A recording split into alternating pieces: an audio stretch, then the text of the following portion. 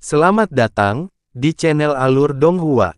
Sebelum menonton, silahkan subscribe, biar Mimin tambah semangat update-nya. Berbeda dengan Feng Shue'er, Lin Qingrou yang tampak menyesal berteriak, "Tuan! Tuan, akhirnya Anda sampai di sini." Alis Feng Shui tenggelam lagi. Penampilan Lin Qingrou yang mengerikan membuat ketiga temannya kaget. Wanita itu begitu putus asa sehingga dia bahkan menutupi pakaiannya yang terbakar dan luka-lukanya untuk sementara waktu dari pikirannya, dan menunjuk ke arah Feng Shue'er, "Itu dia. Wanita jalang itu, pisahkan dia, cepat, pisahkan dia, kakak senior Qingshan." Anehnya, tangisan seraknya tidak menarik perhatian ketiganya. Ketika Lin Qingrou berbalik, dia menyadari bahwa semua orang termasuk tuannya sedang menatap lurus ke arah Feng Shue'er. Sorot mata mereka, jelas bahwa mereka benar-benar tercengang oleh kecantikan Feng Shui.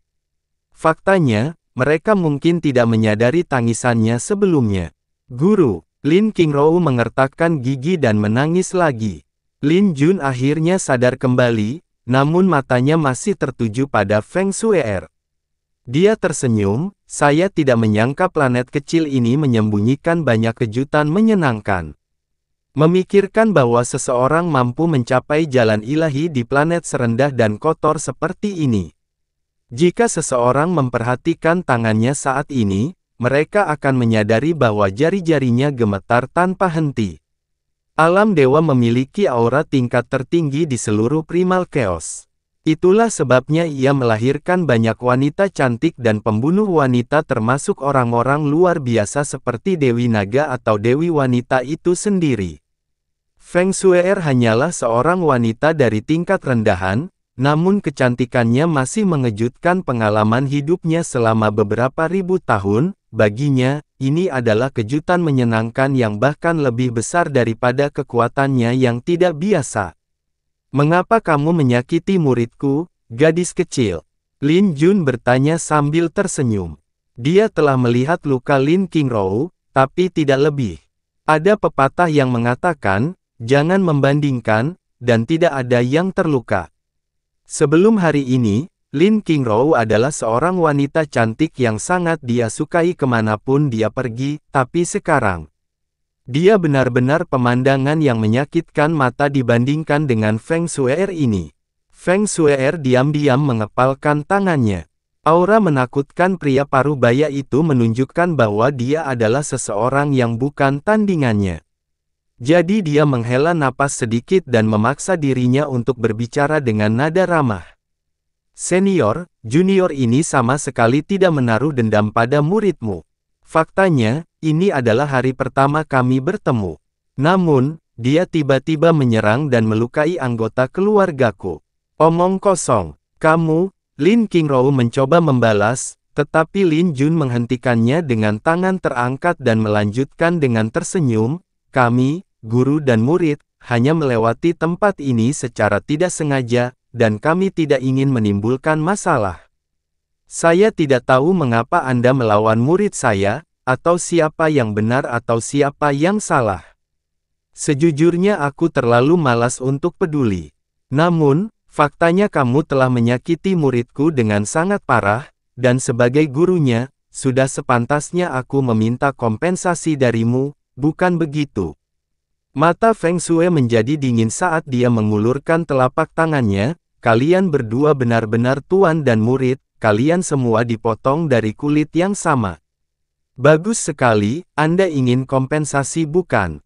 Jangan ragu untuk mencoba dan mengambilnya dariku, jika kamu yakin bisa menghadapi alam dewa apiku." Kelompok berempat membeku ketika mereka mendengar kata-kata alam dewa api, dan pada saat berikutnya Feng Shui memanggil apinya dan menyebabkan sosok burung phoenix muncul di belakang punggungnya, merobek udara dengan teriakan nyaring. "Po, api phoenix!" Lin Jun berseru kaget saat ekspresinya berubah drastis.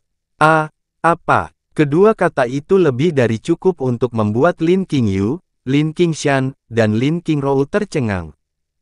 Api Phoenix adalah salah satu dari 3 api ilahi di era para dewa, dan yang lebih penting, api itu hanya milik alam dewa api. Kamu adalah anggota alam Dewa Api. Sikap Lin Jun yang menyendiri dan maha kuasa telah lenyap seluruhnya. Faktanya, dia jelas-jelas sedikit gagap.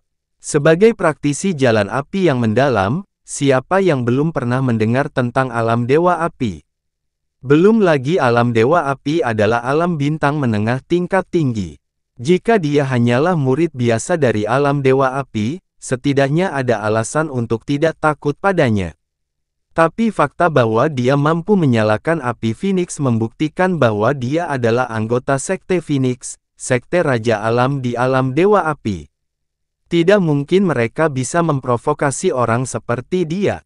Tidak mungkin. Mata Lin Qingrou melebar. Sepertinya dia akhirnya mengerti mengapa api Feng Shui sama menakutkannya.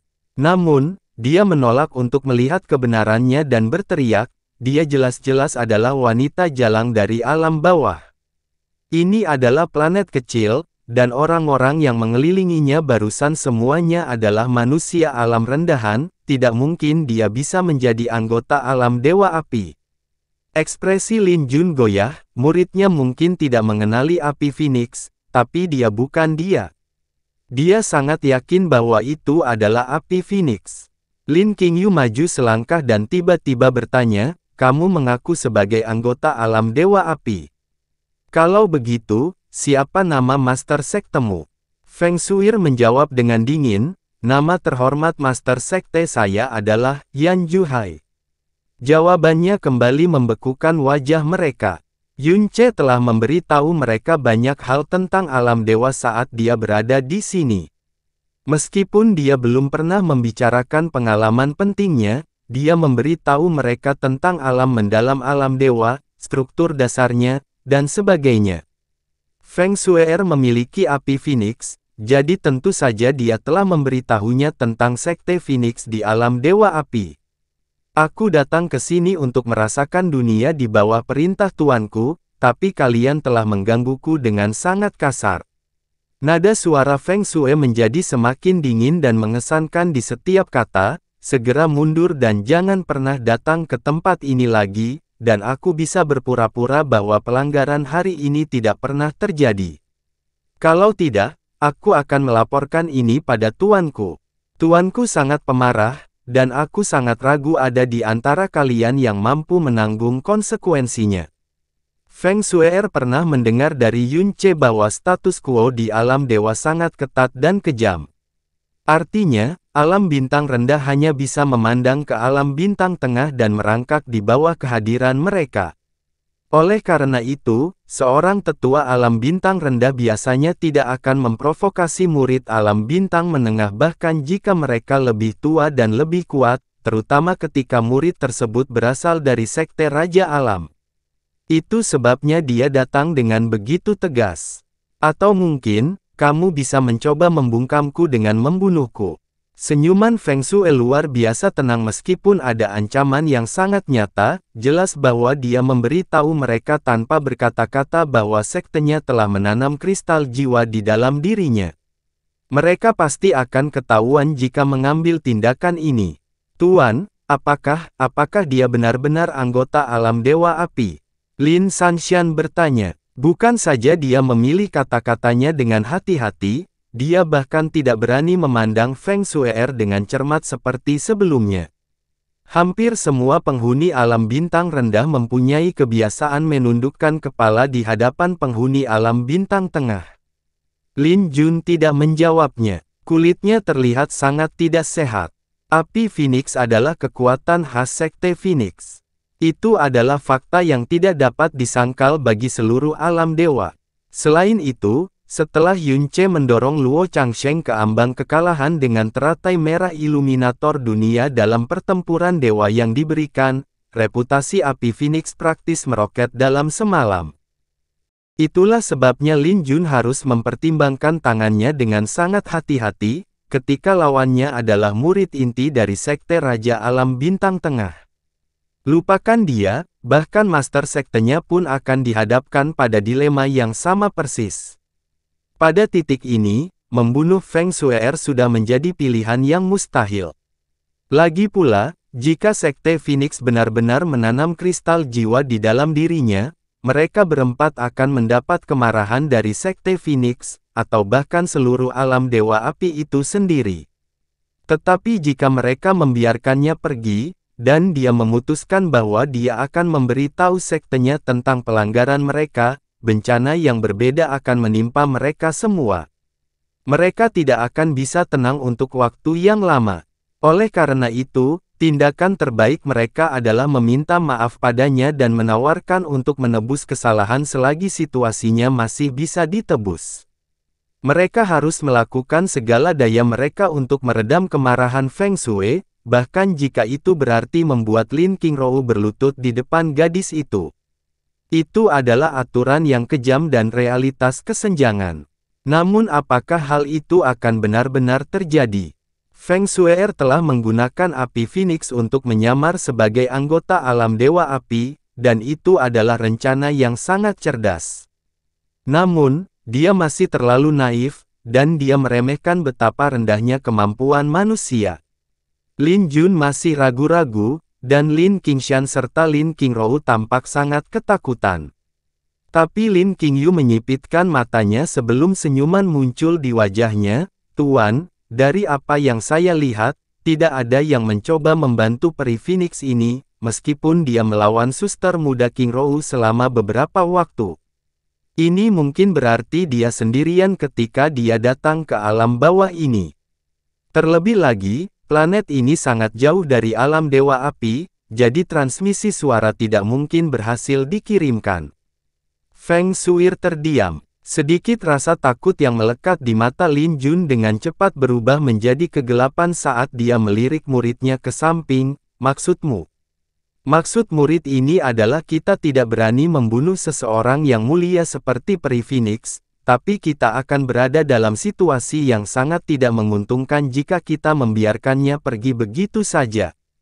Kalau begitu, kenapa kamu tidak menjaganya di sisimu dan memutuskan hubungannya dengan alam Dewa Api selamanya? Itu akan menyelesaikan masalah kita dengan baik, bukan begitu? Dengan cara ini, kita tidak perlu membuat marah alam Dewa Api, meninggalkan jejak apapun atau membiarkan keindahan yang begitu indah menjadi sia-sia.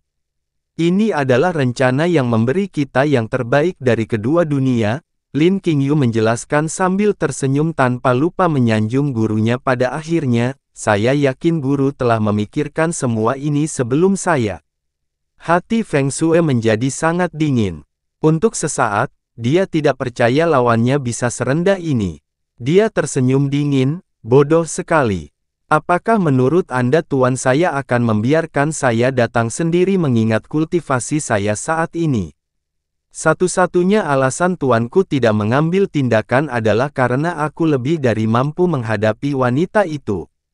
Dia sama sekali tidak pantas menerima murka tuanku, jadi, kamu benar-benar akan menentang alam Dewa Api. Baiklah, datang dan serang aku sesukamu. Saya berdoa demi Anda agar Anda dapat menanggung konsekuensinya. Jika pernyataan dan ekspresi yang sama datang dari Yun Ce, dia akan bisa membuat mereka mempertimbangkan kembali keputusan mereka. Tapi pengalaman hidup Feng Shui terlalu dangkal, dan dia tidak pernah menjadi aktor yang baik sejak awal. Dia tidak akan pernah bisa membodohi rubah tua seperti Lin Jun, jadi pernyataannya hanya memperburuk situasinya. Ketakutannya kini benar-benar hilang. Lin Jun tertawa keras sebelum berkata, hehehe, kalau begitu, tidak masalah jika aku melakukannya. Qingyu, jatuhkan dia. Lin Jun menyipitkan matanya, hati-hati jangan sampai menyakitinya, kamu dengar. Ya Tuan. Tawa Lin Jun tidak diragukan lagi telah menghilangkan kegelisahan yang ada di hati mereka. Lin Qingyu melangkah maju dan matanya menyipit menjadi celah yang berbahaya dan berlendir. Peri Phoenix terkasih, aku tidak tahu mengapa kamu mau turun ke tempat rendahan seperti itu, tetapi alam bawah tidak semen yang kamu kira. Sayangnya bagi Anda, sepertinya Anda terlambat mempelajari pelajaran Anda. Feng Shui berada di alam asal ilahi tingkat ketiga, dan dia mampu menekan Lin Qingrou tingkat kelima dengan garis keturunan burung Phoenix dan syair dunia Phoenix. Namun, Tidak mungkin dia bisa bertarung melawan seseorang di alam jiwa ilahi, apalagi alam roh ilahi Lin Jun. Terlebih lagi, Lin Qingyu tidak bodoh. Meskipun mengetahui bahwa tidak ada perlawanan di dunia yang mungkin bisa dilakukan Feng Shui terhadapnya, dia khawatir kalau dia mungkin memiliki semacam benda atau teknik yang akan memindahkannya jauh dalam sekejap ke alam bintang tengah.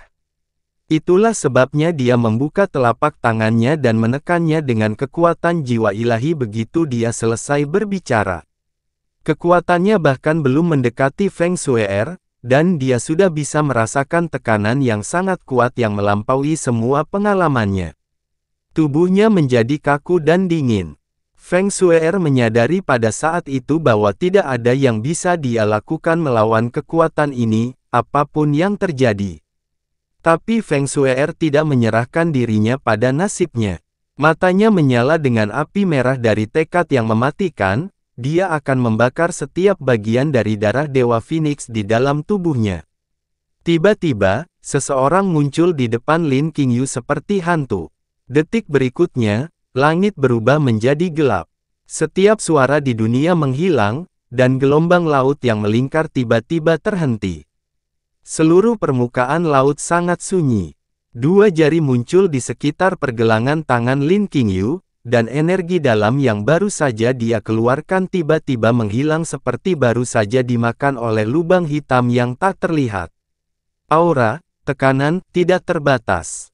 Semua orang terdiam karena tubuh mereka tiba-tiba terasa jutaan kali lebih berat dari sebelumnya. Upaya Feng Shui untuk membakar darah dewanya juga telah dihentikan dengan paksa. Ketika dia mendongak, dia melihat punggung sosok yang membuatnya merasa seperti berada dalam mimpi. Kakak Hyun, Feng Shui berseru pelan. Dia tidak bisa mempercayai matanya sendiri. Dia tidak akan pernah salah mengira punggungnya, apalagi dia masih mengenakan pakaian compang camping yang penuh lubang dan darah. Namun tangisannya tidak menimbulkan reaksi apapun dari Yun Ce. Saat mata Feng Shui semakin berkabut, dia menyadari ketakutan tak terbatas yang tiba-tiba muncul di mata Lin Jun, Lin Qingrou, Lin Qingshan, dan Lin Qingyu yang sangat menakutkan itu. Mereka tampak seperti setan yang memegangi leher mereka. Kamu, sial. Suara rendah dan serak itu terdengar seperti berasal dari neraka. Setiap kata diucapkan dengan kekuatan yang cukup untuk menghancurkan gigi seseorang. Meski ini pertama kalinya mereka bertemu, Yun Ce sepertinya tidak sanggup berbagi langit yang sama dengan mereka. Dia tidak akan tenang bahkan jika dia menyiksa mereka selama 10 kehidupan berikutnya. Pupil Lin Qingyu berkontraksi. Dia ingin melepaskan tangannya, tapi lengannya, dan bahkan seluruh tubuhnya, telah terikat di udara oleh kekuatan tak terlihat. Tidak peduli seberapa keras dia berjuang, dia bahkan tidak mampu bergerak 1 inci pun dan dia bahkan tidak dapat mengedarkan satu pun energi yang sangat besar. Mulutnya sedikit terbuka saat bergetar, tapi bagaimanapun juga, dia tidak bisa mengeluarkan satu suara pun. Wajah tepat di depannya memberinya rasa keakraban, tapi dia tidak bisa mengingat siapa orang ini, karena dia praktis kehilangan seluruh kemampuannya untuk berpikir. Seolah-olah jiwanya telah ditekan dengan kuat di bawah cakar lengan raksasa dan dia tidak akan pernah bisa melarikan diri. Ini tidak hanya terbatas pada dirinya, 3 orang lainnya, termasuk tuannya, juga berada dalam kondisi ini. Anak Dewa Yun, tidak, bukan. Pada akhirnya, Lin Jun masih memiliki kekuatan besar di alam roh ilahi, jadi dialah satu-satunya yang masih bisa berpikir, satu-satunya yang masih bisa mengeluarkan suara dengan paksa. Orang yang tiba-tiba muncul di depannya tampak sangat mirip dengan Yun Ce yang legendaris. Tapi Yun Ce sudah meninggal saat bencana bayi jahat di alam Dewa Bintang. Ini adalah sesuatu yang diketahui oleh seluruh alam dewa dan ini juga merupakan berita yang dikirim oleh alam surga abadi, jadi tidak mungkin itu salah. Bahkan jika dia belum mati, mustahil juga bagi orang seperti dia, seorang anak dewa, untuk muncul di pesawat rendahan seperti itu. Mata Yunce suram dan gelap. Ling Jun telah hidup selama beberapa milenium, tapi dia belum pernah melihat sepasang mata yang menakutkan seperti itu sebelumnya. Kegelapan yang suram dan kebencian yang terpancar dari mata itu bagaikan jurang maut dan gelap. Setiap seberkas cahaya yang menyinari matanya tampak seolah-olah ingin memotongnya menjadi ribuan bagian dan memberikan kematian yang memalukan pada mereka semua. Kakak Hyun, Feng Shuer berkata dengan penuh semangat, "Kamu memulihkan kekuatanmu." Dia jelas telah memulihkan semua kekuatannya, namun dia tidak merasakan kegembiraan apapun yang seharusnya dia rasakan terpancar dari tubuhnya. Sebaliknya, dia merasakan kegelapan dan kebencian yang sangat menakutkan. Itu bahkan membuatnya merasa takut. Setelah mendengar suara Feng Shui, perubahan samar muncul di mata Yunce yang bersinar gelap. Dia berkata dengan suara rendah, "Suir, berbaliklah." Feng Shui berbalik dan menutup matanya seperti yang diinstruksikan. Tangisan yang sangat melengking dan menyedihkan terdengar di telinganya saat dia menutup mata indahnya. Yang terjadi setelah tangisan itu adalah suara patah tulang paling mengerikan yang pernah dia dengar seumur hidupnya. Setiap bagian dari lengan Lin Qingyu, lengan yang terjepit di antara jari-jari Yunce, hancur total dan kejam dalam sekejap, dari daging hingga pembuluh darah, hingga meridian, dan bahkan hingga tulang. Lengannya benar-benar hancur tetapi belum putus. Lengannya berlumuran darah dan lemas dan setiap saat, rasa sakit yang tidak dapat dipahami oleh orang normal meledak darinya. Kulit Lin Qingyu sepucat hantu. Busa berdarah keluar dari tenggorokannya karena tangisan penderitaannya yang terlalu melengking.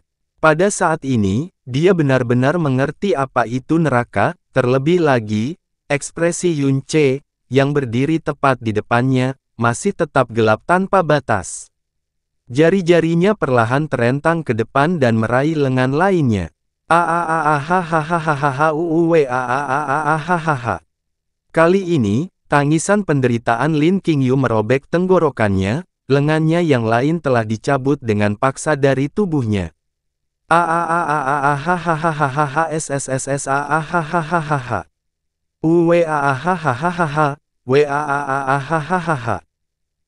Rasa sakit yang tak terbatas menyelimuti setiap kesadaran Lin Qingyu. Seolah-olah dia adalah roh jahat yang telah dilemparkan ke dalam tungku api penyucian untuk dibakar saat dia mengeluarkan jeritan paling nyaring dan menyedihkan di dunia ini. Di belakangnya, Lin Jun, Lin Qingshan, dan Lin Qingrou menatapnya dengan mata begitu lebar sehingga hampir pecah dari rongganya. Kulit mereka sangat pucat hingga wajah mereka sama sekali tidak berdarah. Setiap helai rambut di tubuh mereka dan setiap otot di tubuh mereka menggigil dan berkontraksi ketakutan.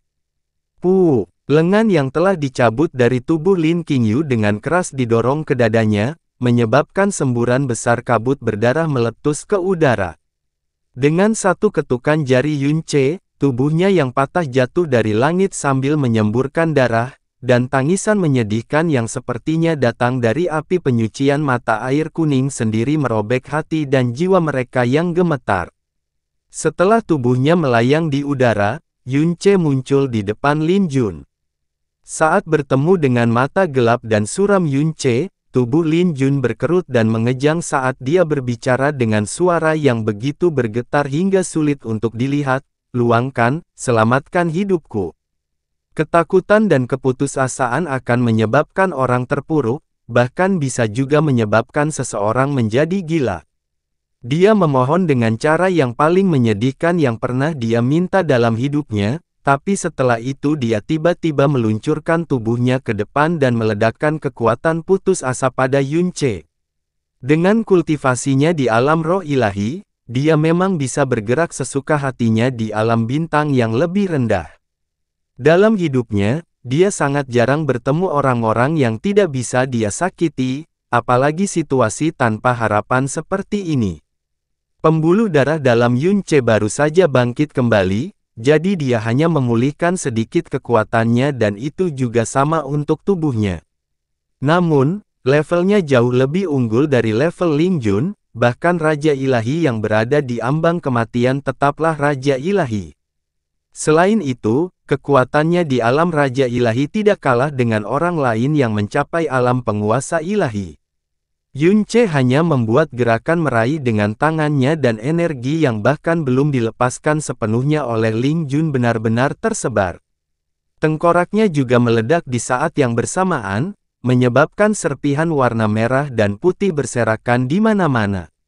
Bang! Dengan ledakan lainnya, tubuh tanpa kepalanya meledak di udara, menghujani sejumlah besar darah berbau busuk ke wilayah laut di bawah mereka. Tatapan Yunce berputar ke arah Lin Qingshan. Pada saat itu, seluruh tubuh Lin Qingshan mengejang sebelum menjadi lemas seperti lumpur. Kedua matanya melebar sepenuhnya, namun matanya benar-benar kosong. Mulutnya ternganga, namun hanya deritan serak yang terdengar seperti amplas yang bergesekan keluar dari tenggorokannya. Genangan air kotor yang besar menyebar ke bagian bawah tubuhnya dan dia tidak dapat menghentikannya apapun yang terjadi. Mati! Tubuhnya langsung terbelah menjadi dua bagian. Dalam sekejap, kedua bagian itu terbelah menjadi 4, menjadi 8, menjadi 16 bagian, hingga udara dipenuhi dengan darah yang beterbangan dan daging yang berserakan yang kemudian menghujani wilayah laut di bawah mereka dalam hujan darah merah cerah. Tubuh Lin Qingrou gemetar seperti sepotong rumput bebek yang terjebak dalam badai. Pikirannya akhirnya benar-benar runtuh dan matanya tiba-tiba berputar ke belakang kepalanya saat dia benar-benar pingsan karena ketakutan. Bagi Lin Qingrou saat ini, pingsan berarti pelepasan. Namun, kelegaannya hanya bertahan kurang dari setengah napas. Bang! Setelah ketukan ringan jari Yunce, ledakan kejam terdengar di dalam kabut berdarah saat lengan kanannya meledak. Dia tersentak bangun dari mimpi buruknya ketika jeritan lain yang terdengar seperti hantu jahat keluar dari tenggorokannya, dan seluruh tubuhnya menggeliat dan mengejang dengan gila-gilaan. Yunce sangat jarang bersedia berperang melawan wanita dan dia bahkan tidak mau menggunakan metode kejam terhadap wanita. Tapi saat ini, tidak ada sedikit pun rasa kasihan atau keengganan di matanya. Faktanya, satu-satunya hal yang ada di mata itu hanyalah kebencian dan kegelapan yang mendalam.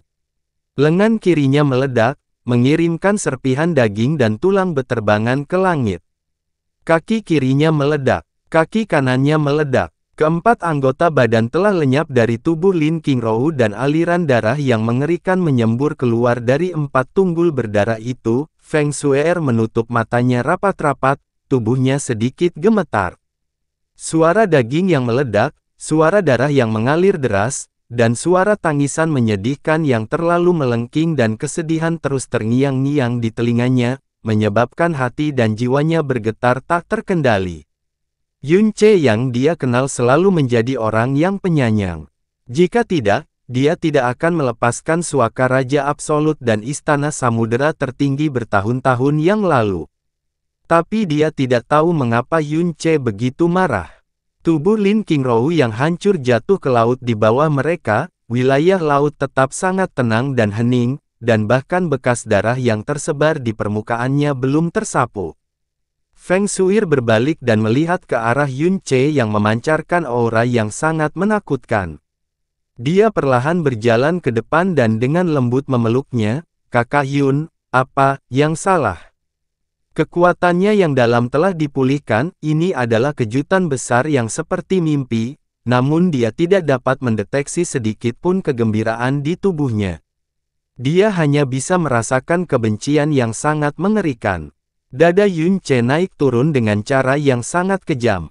Dia tidak menanggapi kata-kata Feng Shuer sama sekali, matanya yang masih gelap menatap lautan berdarah di bawahnya. Tiba-tiba, seluruh tubuhnya mulai bergetar saat tatapannya berubah menjadi hiruk-pikuk.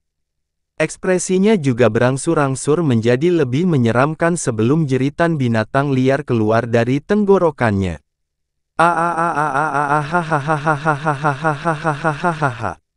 Dengan suara gemuruh yang besar, dia melemparkan telapak tangannya ke bawah. Boom! Gelombang pasang yang menjulang tinggi meletus secara serentak di ribuan kilometer lautan. Saat ini, langit dan laut seakan-akan terbalik total. Laut menutupi langit sebelum jatuh lagi, mengalir deras ke tubuh Yun Ce dan Feng Shuir. Setelah sekian lama, seluruh lautan akhirnya jatuh dari langit namun tidak lagi tenang dan hening. Gelombang besar terjadi di mana-mana dan air terus bergolak dan berputar dalam waktu yang lama. Seluruh tubuh Feng Shui basah kuyup, tapi dia memeluk Yun Ce lebih erat lagi. Kakak Yun, apa yang sebenarnya terjadi? Beritahu saya. Setelah basah kuyup oleh air laut yang sedingin es, pikiran Yun Ce akhirnya sedikit jernih. Dia berbalik untuk melihat Feng Shui'er, sudut mulutnya sedikit bergerak. Sepertinya dia ingin memberinya senyuman yang menghibur tetapi tidak peduli seberapa keras dia berusaha, dia tidak bisa melakukannya. Aku baik-baik saja, Shuir, apakah kamu terluka? Feng Shui'er dengan lembut menggelengkan kepalanya, mata Phoenix-nya yang berkibar dipenuhi kekhawatiran. Tidak apa-apa sekarang, tidak apa-apa, kata Yun Ce dengan suara rendah dan putus asa, ayo kembali. Ya. Vena mendalam dewa jahatnya telah terbangun, mereka telah terbangun secara ajaib, itu benar-benar keajaiban seperti mimpi, keajaiban yang pada awalnya bahkan Yun Ce tidak berani berharap. Dia seharusnya dipenuhi dengan kegembiraan yang liar, dia seharusnya sangat gembira hingga setiap selnya akan terbakar, tapi dia tidak bisa tersenyum saat ini, karena dia tahu, dia telah dengan jelas menyaksikan harga yang telah dibayar untuk itu, membangunkan pembuluh darahnya yang dalam.